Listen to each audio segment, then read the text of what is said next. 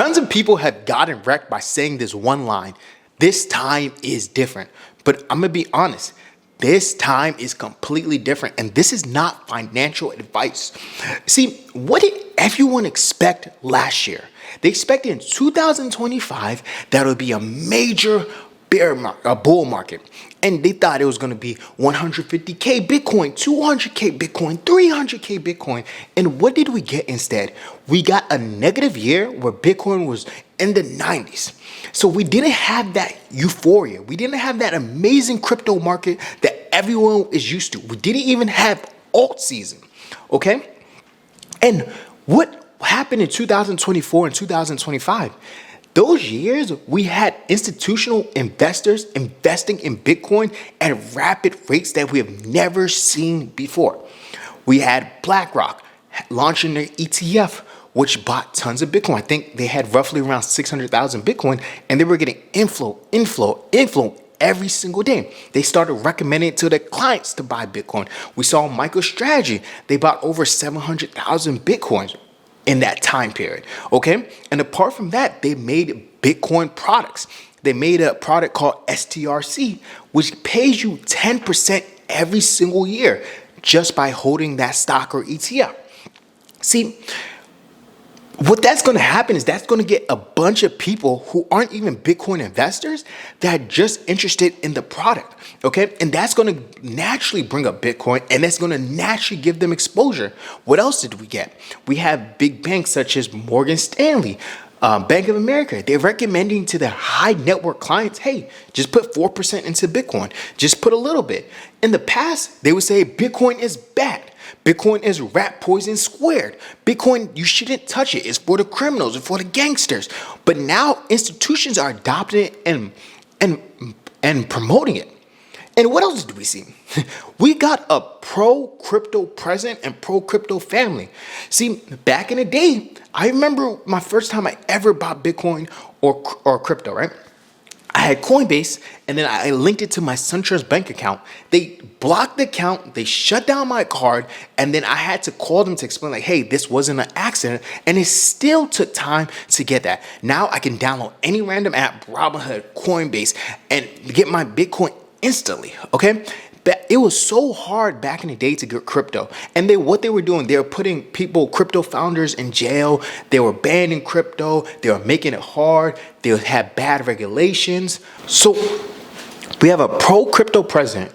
He started passing legislation for Bitcoin and crypto markets, right? He passed the Genius Bill, and now we're supposed to get the Clarity Act, just to say what's the difference between a commodity, what is crypto, what is Bitcoin, give some regulation, right? And so when there's regulation, what you're going to see is that you're going to see more big institutions buying into crypto and Bitcoin, okay?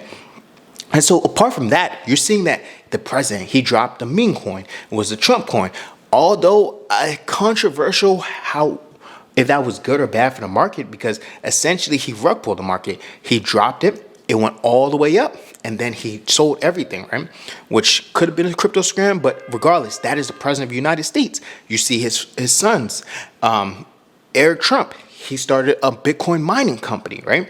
And then his youngest son is a huge Bitcoin investor, right? So regardless of what you think, the president, he's about the money, and his kids are going to do whatever they can to get the money. So they're going to push Bitcoin. You even see different states adopting Bitcoin treasury models. See, even in the United States, they make themselves into a strategic reward. Even in the United States, what did they do? They announced their crypto as a strategic reserve asset. And what does that mean? Essentially, they're just not going to sell it, but if they're not selling it, that's still a big plus. And eventually, he talked about even the United States buying more crypto. So everything, the macroeconomics look amazing for crypto, but it's still in a bear market, right? But I want you to remember, with all these positive headwinds, years ago in 2017, people would be begging to have this. They was in 10 years, they're going to say you're complete idiot if you didn't invest in Bitcoin during this time period, okay?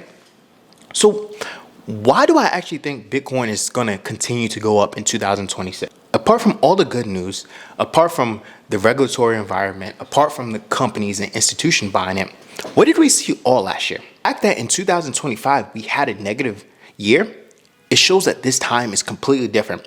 And last year, what we saw? We saw pretty much every asset class go skyrocket, double, hit all-time highs. We saw stocks, S&P 500, have a great year last year. And then we saw gold have a great year last year. We even saw silver, which was dormant for many years, have a great year. But Bitcoin had a bad year. But what happens?